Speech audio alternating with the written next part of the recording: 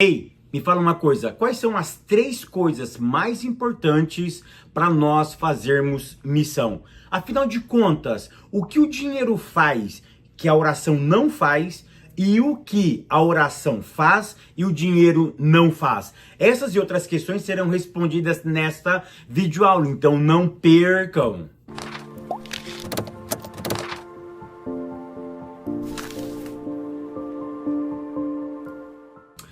A paz, queridos, que bom estarmos aqui novamente no nosso programa semanal da Escola Bíblica Dominical para darmos sequência na nossa série de estudos bíblicos baseado no tema missões. Para quem não me conhece, eu sou o pastor Fábio Segantin. Se você é novo aqui no nosso canal, não perca essa oportunidade, porque aqui do lado do teu botãozinho vermelho, clica nele e se inscreva, porque toda semana temos um vídeo novo aqui no nosso canal. E se você for um inscrito, o YouTube vai lhe avisar quando eu postar algo novo no nosso canal. E não esqueça também de curtir esse vídeo, de deixar o seu comentário e de compartilhar, porque isso é muito importante para nós.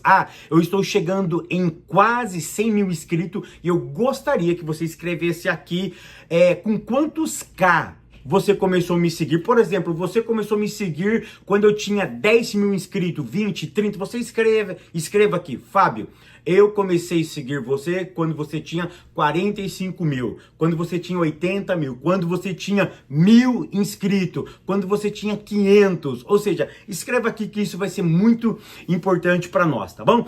E não esqueça, todas segundas-feiras, às 7 horas da manhã, o vídeo já estará no ar. Maravilha? Vamos lá? Lição de número 6, que tem como título Orando, Contribuindo e Fazendo Missões. Eu vou mostrar para vocês quais são as 3 coisas mais importantes para nós fazermos missão. E depois eu vou falar também um pouquinho qual é a importância do dinheiro e da oração. Ou seja, será que a oração vale mais do que o dinheiro? Ou o dinheiro vale mais do que a oração? Ou o que vale realmente é a tua vocação? É nesses 3 pilares, então, que nós vamos caminhar um pouquinho aqui. Não esqueça de me seguir lá no Instagram. Por quê? Porque no Instagram eu crio séries. O meu Instagram tá aparecendo aqui, ó. Por exemplo, eu acabei de fazer uma série de 30 dias sobre a fé. Aí o que eu faço? Todo dia eu posto uma frase impactante sobre fé. Então corra lá, me segue lá, que você vai ver que toda semana vai ter uma frase que vai mudar a tua história. A nossa leitura bíblica em classe se encontra na carta de Paulo aos Efésios, capítulo 6, do verso 18 até o verso de número 20. Tópico 1, orando pela causa de missões. Querido, qual é a importância da oração? O que a oração faz em nossa vida? A oração, ela tem o poder de se relacionar com o eterno. Então eu vou repetir, a oração tem o poder de orar, ou tem o poder de nos relacionarmos com o eterno. Não existe relacionamento se não tivermos oração. A oração é o veículo, a oração é o meio, a oração é o viés pelo qual Deus cria um relacionamento com o seu povo. Então, se não tem oração, não tem relacionamento. Se não tem oração, não tem intimidade. Se não tem oração, não tem revelação de segredos. Não tem amizade. A oração é o veículo que aproxima os céus da terra, ou que leva a terra até o céu. Então, por isso que a oração é importante em todas as etapas da vida. Ponto 1 diz o seguinte, a importância da oração na obra missionária. Então, se eu já entendi que oração gera intimidade, se oração gera amizade, se oração é o meio pelo qual os céus e a terra se encontram, então qual é a importância da oração na obra missionária? Olha o que diz Efésios capítulo 6, verso 18. Paulo diz o seguinte, orando em todo tempo. Presta atenção, aqui não significa que você deve sair orando igual um doido, que você deve sair orando sem propósito. Paulo, ele começa o seguinte, orando em todo tempo. A palavra tempo, você tira a palavra tempo e coloca a palavra propósito. O que Paulo estava querendo dizer é o seguinte, você deve orar por todo propósito. Ou seja, tempo aqui é um tempo determinado que você colocou para fazer algo específico na sua vida. Então esse tempo aqui, orando em todo o tempo, é orando por todo propósito, por todo tempo pré-determinado ou determinado pela tua vida. Então por isso que a oração, por isso que a obra missionária entra no aspecto da oração. É por isso que nós precisamos orar pela obra missionária, porque a obra missionária é um tempo determinado. A obra missionária é um propósito.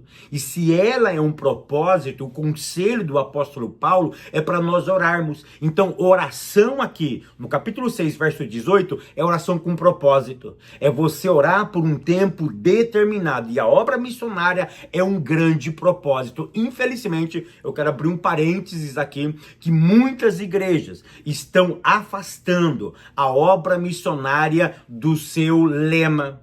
As igrejas estão afastando a obra missionária do seu projeto. Então nós temos dois problemas aqui. Primeiro, as igrejas que excluem obra missionária. Por incrível que pareça, existem muitas igrejas, muitas congregações que não adotam mais a obra missionária como um dos seus lemas. Abandonam a obra missionária. Fica apenas restrito em si. Não investem na obra missionária. Mas existe outras igrejas também que vai por um caminho ao contrário. Eles abraçam a obra missionária para fazer lavagem de dinheiro. Eles abraçam a obra missionária para tirar proveito próprio, para enriquecer apenas aquele que cuida da obra missionária. Então nós temos esses dois grandes problemas. Igrejas que não fazem obra missionária e aquelas que fazem, mas fazem para o seu próprio proveito,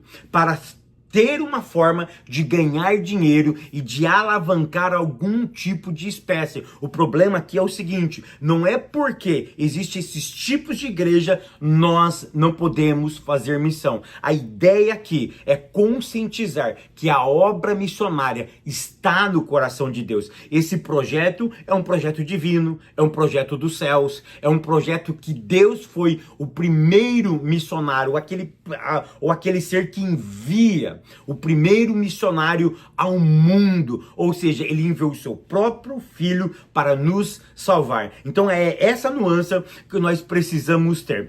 Ponto 2, interceder. Então se eu entendo que a oração ela é primordial, porque se ela cria conexão, e a oração também, eu faço ela por um propósito e um tempo determinado, então ela cumpre um outro propósito, qual? Interceder. Então ela tem a ideia de o que é interceder? É colocar-se entre duas coisas. Ou seja, eu vou me colocar entre duas situações, quais? Deus e aquele que está sendo enviado. Ou seja, eu me coloco entre Deus e me coloco entre um missionário. Eu sou o intercessor. Olha o que Paulo diz na carta aos Filipenses, ou na carta aos Efésios, capítulo 6, verso 19. Ele pede para orar, para que ao abrir da sua boca fosse dado a palavra para ele. E ele pede também que a oração seja feita por ele. Ele pede oração para todos os santos e depois ele pede oração para ele. E em Colossenses capítulo 4, verso 3, ele diz o seguinte, olha, vocês devem orar para que a porta seja aberta da palavra. O que Paulo está querendo dizer aqui? Paulo estava preso, mas Paulo estava pregando. O que ele queria? Oportunidades. A oração tinha que ter o objetivo de preparar oportunidades para ele pudesse pregar o evangelho. Como ele estava preso, que ele tivesse possibilidade de ter encontros com pessoas. O que Paulo estava querendo aqui não era de grandes plateias. Ele queria ao menos uma única pessoa que se conectasse com ele. Então esse que é o propósito da oração de Paulo. Olha, vocês têm que interceder por missões para mim, para que seja aberto as oportunidades. Porque a questão aqui não era se o evangelho é proibido ou não é proibido. Por exemplo, na antiga União Soviética, atual Rússia.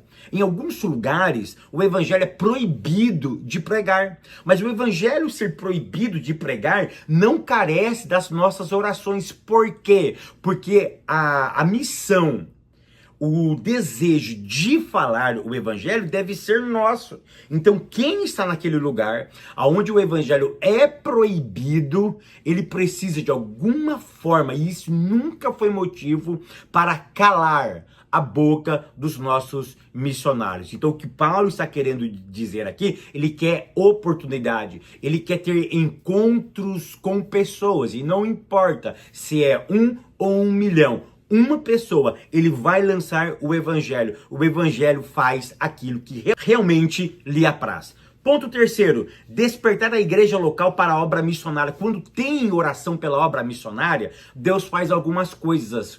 Quais? Por exemplo, Deus começa a vocacionar pessoas para ir para a obra missionária. Quando se fala sobre missões, quando ora sobre missões, o que as pessoas começam a perceber? O coração começa a arder. Ou seja, nós precisamos ensinar e envolver as pessoas com a obra missionária. Eu me lembro, quando eu era jovem, lá na cidade de Americana, na minha igreja em Santa Bárbara do Oeste, no Jardim das Palmeiras, todo livro que eu colocava o nome Missionário Fábio,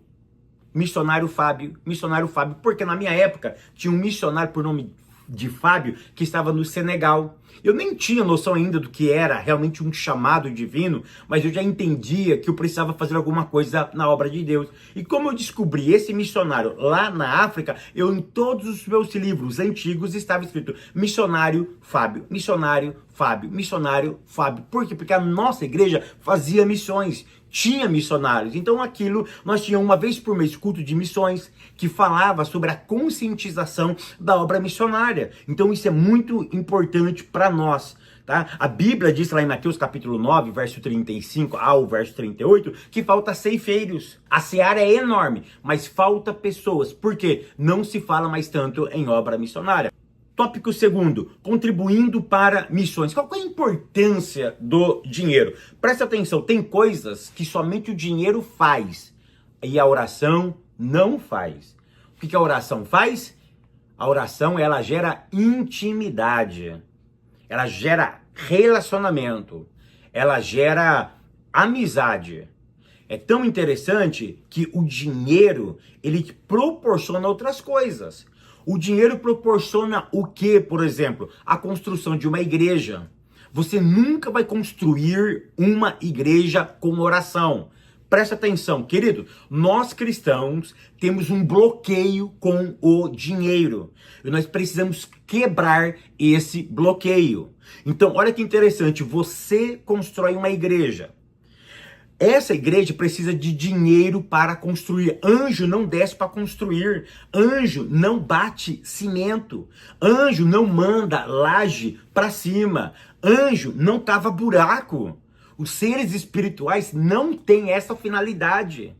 De quem é essa finalidade? É nossa. O missionário que nós envia para a obra missionária, a gente não ora simplesmente para ele e a comida chega na casa dele. Eu preciso mandar dinheiro para ele. Então, nós precisamos se conscientizar. O dinheiro tem uma missão primordial. Aprenda o que eu vou dizer. O dinheiro é algo espiritual. O dinheiro é algo benéfico. O dinheiro é bênção. O dinheiro potencializa o reino de Deus nessa terra. O dinheiro tem a capacidade de alavancar, de espalhar essa boa notícia de forma muito mais rápida, muito mais eficiente. Ou seja, nós precisamos sim do dinheiro.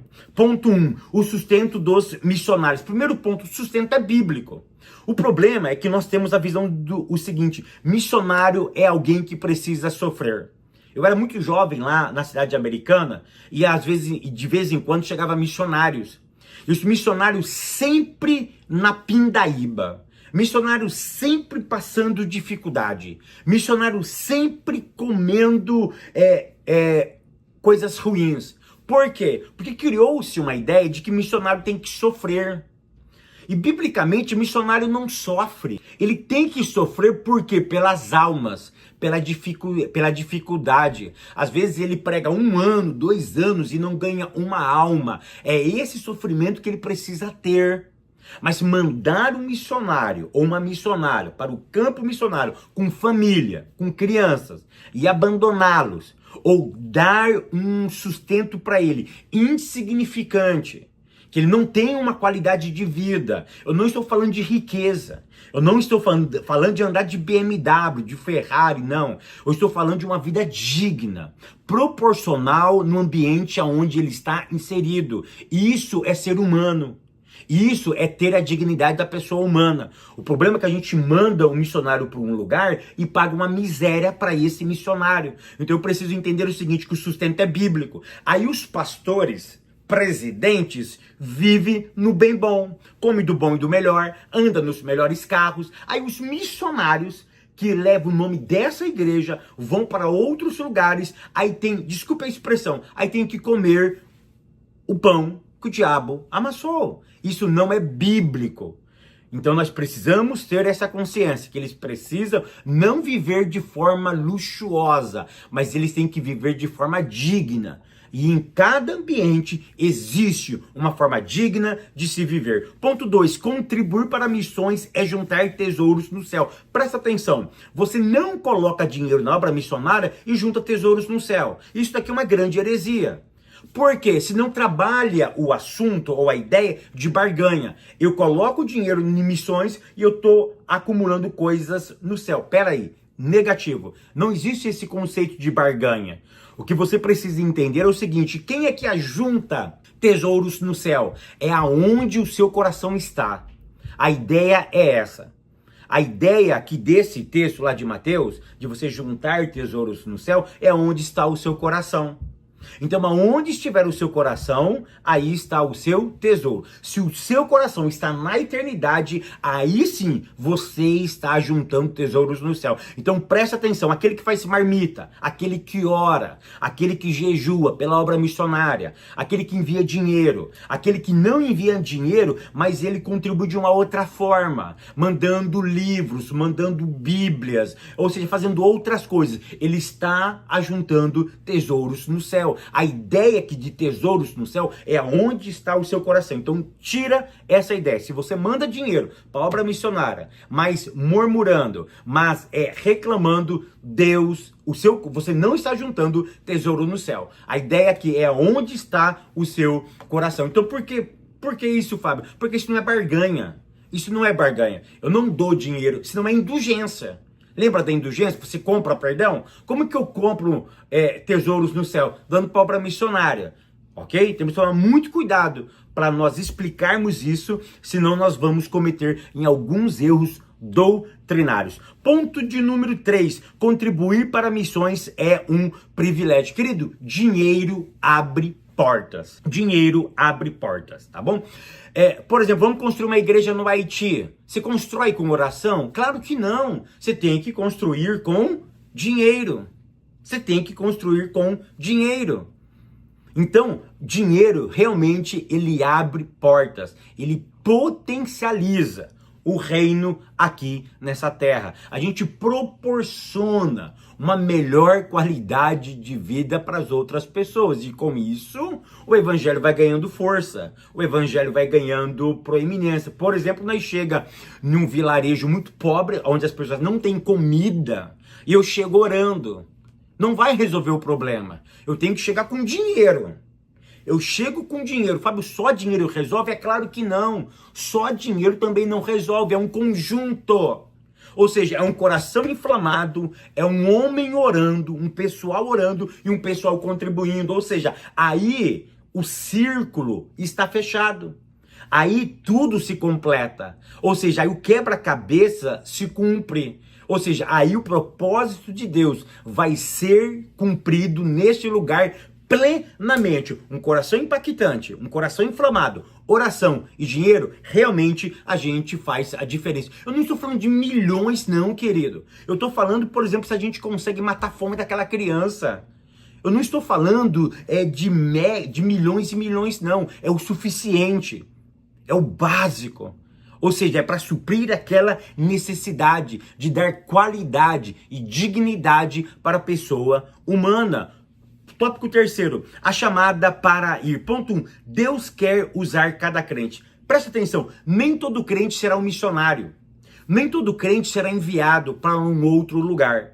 Então você precisa colocar isso na sua cabeça. Todo crente vai ser enviado? Não. Nem todo crente vai ser enviado. Por quê, Fábio? Porque isso requer chamado. Ou seja, nem todos têm o chamado de evangelista. Nem todos têm o chamado de ser um enviado para fazer missões. Isso é uma questão de chamado. Mas todo cristão tem o dever moral de testemunhar o evangelho.